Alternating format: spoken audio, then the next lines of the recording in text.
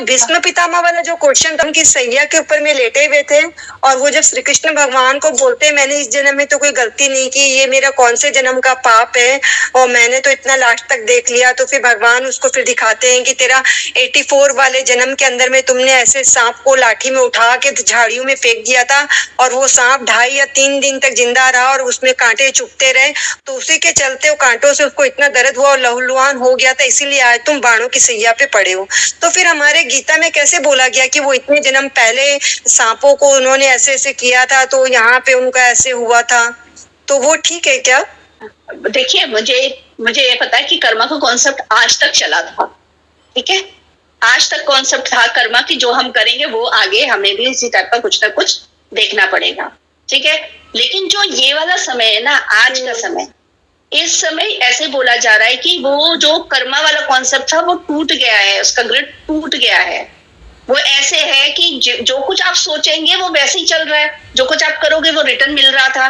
लेकिन जब आप ज्ञान ध्यान में आ जाते हो, इनर वर्क करते हो ना, तो अब आप क्या करोगे, जो कर्मा वाली चीज है ना उसको ब्रेक करने का अब आपके हाथ में हथियार आ गया, कि जो आप जो कर चुके हो ना वही तो आपका प्रेजेंट में आ रहा है ना। जो पास्ट में आपने कुछ किया, चाहे इस जन्म में किया हो या पिछले जन्मों में किया है, किसी भी जन्म में किया है, वो आपका कहाँ पर आ रहा है, कर्मा प्रेजेंट में आ रहा है। अब आपको क्या करना है, प्रेजेंट में जब वो दोबारा वो चीज आती है उसी टाइप की, अब आपको स्टेबल रहकर सही डिसीजन लेना है, सही काम करना है, और वो इनर से भी होना चाहिए और आउटर में भी। तो जब आप वो सोच समझ के उसका डिसीजन एक दूसरी तरीके से लेते हैं तो वो कर्मा जो पास्ट का था ना वो यहाँ पर ब्रेक हो जाता है।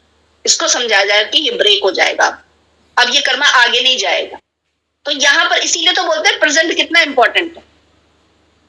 आपको ये वाली बात समझ आई? ये वाला मतलब आप बोलना चाहते हैं कि जो पिछले जन्म का जो भी कर्म है वो इस जन्म में कटेगा, तो उसके लिए बस मतलब मैं जो बोल रही हूँ कि मतलब ध्यान करते जाऊंगी तो वो कर्म और आगे नहीं बनेगा, ऐसा बोलना चाहते हैं? यहाँ पर सिर्फ ध्यान से नहीं होता है, ध्यान का मतलब अच्छे से समझ लीजिए, ध्यान में क्या होता है और ज्ञान में क्या होता है। ध्यान में क्या होता है, हम एनर्जी भरते हैं अपने अंदर, क्लियर। जैसे कार होती है ना, कार के अंदर पेट्रोल डालो तभी चलेगी ना, तभी चलेगी ना, पेट्रोल नहीं होगा तो नहीं चलेगी, क्लियर।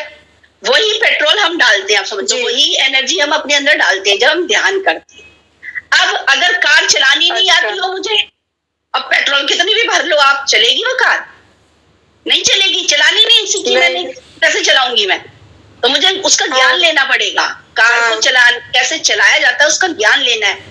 इसलिए ज्ञान इंपॉर्टेंट है। जब आपके पास ज्ञान भी होगा और ध्यान से ऊर्जा भी होगी, अब दोनों में देख लो, अब अगर ज्ञान है मेरे पास कार चलाने का, लेकिन मैंने पेट्रोल तो भरा ही नहीं, तो भी कार चलेगी क्या? नहीं चलेगी। तो दोनों की इंपॉर्टेंस है ना, दोनों की है ना, दोनों चाहिए, पेट्रोल भी और ज्ञान भी। वैसे ही मेडिटेशन भी जरूरी है और ज्ञान भी जरूरी है। तभी जब कोई चीज हमारे जीवन में आती है हम सही से डिसीजन लेकर इनर वर्क करके शांति से उसको पार कर सकते। और जब आप इसको पार कर जाते हैं बस मोक्ष मिल गया। ये थोड़ी ना कि मरने के बाद मोक्ष मिलना है, यहीं पे मिलता है सेम टाइम, इसी को मोक्ष बोलते हैं। आना चाहिए और गाड़ी चलाना भी आना चाहिए, दोनों कितना मस्त है वो आज मैं समझ पाई। Ma'am is lot of thanks, gratitude ma'am, gratitude.